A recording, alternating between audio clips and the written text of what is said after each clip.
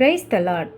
பிரியமானவர்களே, நீங்கள் உங்கள் வாழ்க்கையில் ரொம்ப கஷ்டப்பட்டு எவ்வளவோ முயற்சி பண்ணியிருப்பீங்க. ஆனால் உங்களுடைய ஜெபத்திற்கு ஒரு பதிலே இல்லாமல் இருக்குதில்ல. அப்போனா இந்த ஒரு வேதாகம வசனத்தை நம்ம வாசிக்கலாம். நீதிமொழிகள் 16:3. உன் செய்கைகளை கர்த்தருக்கு ஒப்புவி, அப்பொழுது உன் யோசனைகள் உறுதிப்படும்.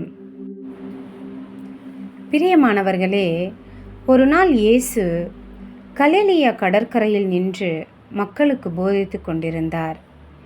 அப்போது பேதுருவும் மற்ற மீனவர்களும் இரவு முழுவதும் கடலில் பாடுபட்டு ஒரு மீன் கூட கிடைக்காம சோர்வுடன் கரைக்கு வந்து வலைகளை சுத்தம் செய்து கொண்டிருந்தார்கள்.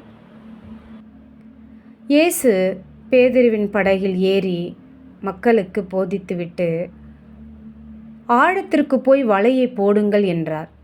மனித கண்களுக்கு அது பயனற்ற யோசனையாக தோன்றியது. ஏனென்றால் இரவு முழுவதும் முயற்சி செய்தும் ஒன்றும் கிடைக்கவில்லை. ஆனாலும் பேதுரு, ஆண்டவரே, உம்முடைய வார்த்தையின்படியே வலையை போடுகிறேன் என்று சொல்லி தனது அனுபவத்தையும் யோசனையையும் விட தேவனுடைய சித்தத்திற்கு முன்னுரிமை கொடுத்தான். அந்த ஒரு கீழ்ப்படிதலால் வலை கிழியத்தக்க அளவிற்கு மீன்கள் கிடைத்தன. 2 படகுகளும் நிரம்பின.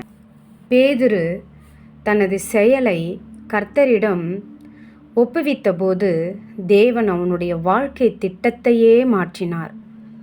சாதாரண மீனவனாக இருந்த அவனை மனிதரை பிடிக்கும் சீஷனாக அழைத்தார். நம்முடைய செயல்களை தேவனிடம் ஒப்புவித்தால் அவர் நம்முடைய யோசனைகளை உறுதிப்படுத்தி நம் வாழ்க்கையை ஆசீர்வதிப்பார். பிரியமானவர்களே, நீங்கள் அழுத இரவுகளை தேவன் பார்த்திருக்கிறார். வீணான உங்கள் முயற்சிகளையும் அவர் அறிந்திருக்கிறார். உங்கள் செயலை அவரிடம் ஒப்புவித்தீர்களானால் அவர் உங்கள் தோல்வியை சாட்சியாக மாற்றுவார். இன்று காலியாக இருக்கும் உங்கள் வலை நாளை தேவனுடைய ஆசீர்வாதத்தால் நிரம்பும். தேவனை நம்பி ஒரு அடி எடுத்து வையுங்கள். அவர் உங்கள் வாழ்க்கையை, அதாவது நீங்கள் நினைக்காத உயரத்திற்கு அவர் நடத்துவார். ஜெபம் செய்வோம். அன்புள்ள தகப்பனே, இந்த அருமையான நல்ல நாளுக்காக நன்றி செலுத்துகிறோம் அப்பா. நாங்கள் எங்கள் வாழ்க்கையில் நிறைய முயற்சி பண்ணிட்டோம்ப்பா. ஆண்டவரே, சோத்திரம். எங்களுடைய பலத்தினாலையும் எங்களுடைய சுயத்தினாலும் மனிதரிடத்தில் தயை கேட்டு போனோம். எல்லா இடத்துலையும் எங்களுக்கு ஒரு தோல்வி மட்டுமே மிஞ்சி இருக்கிறது ஏசப்பா. ஆண்டவரே, இந்த நாளில் ஏசப்பா எங்கள் செய்கைகளை உம்முடைய கரத்தில் ஒப்புவிக்கிறோம் அப்பா. சோத்திரம் அப்பா. எங்கள் யோசனைகளை நீங்கள் உறுதிப்படுத்துங்கப்பா.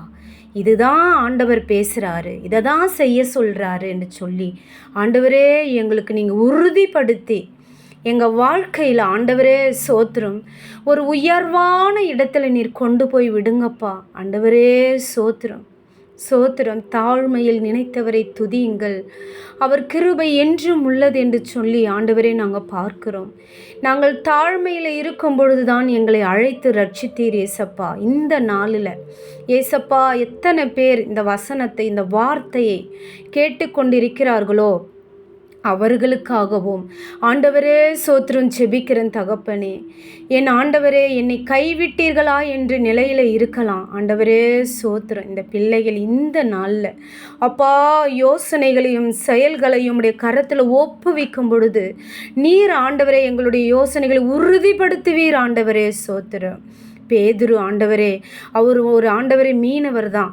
அவர் நிறைய எக்ஸ்பீரியன்ஸ் இருக்கலாம். ஆனாலும் என் தேவனே, உம்முடைய வார்த்தையை அவர் ஆண்டவரே தட்டாமல் ஆழத்தில் வலை போடு என்று சொல்லும் பொழுது அவர் வலை போட்டார். ஆண்டவரே, வலை கிழியத்தக்கதான மீன்களை 2 படகுகள் நிரம்பத்தக்கதாக நீங்கள் மீன்களை கொடுத்தீங்கப்பா. அது மாத்திரம் அல்ல, அவரை மனுஷனை பிடிக்கிறவராய் மாற்றுவேன் என்று சொல்லி அவரை ஒரு அற்புத ஊழியக்காரராய் மாற்றினது போல இந்த நாளில் ஆண்டவரே எங்களுடைய யோசனைகள் உம்முடைய கரத்தில் கொடுக்கிறோம். நீர் எங்களை ஆசீர்வதித்து ஏசப்பா நீர் எங்களை உயர்த்தும்படியாக ஜெபிக்கிறோம் ஆண்டவரே. இயேசுவே நீர் அப்படியாக செய்ய போகிறீரே, அதற்காக நன்றி. இயேசுவின் நாமத்தினால் ஜெபிக்கிறேன் ஜீவனுள்ள நல்ல தகப்பனே, ஆமேன்.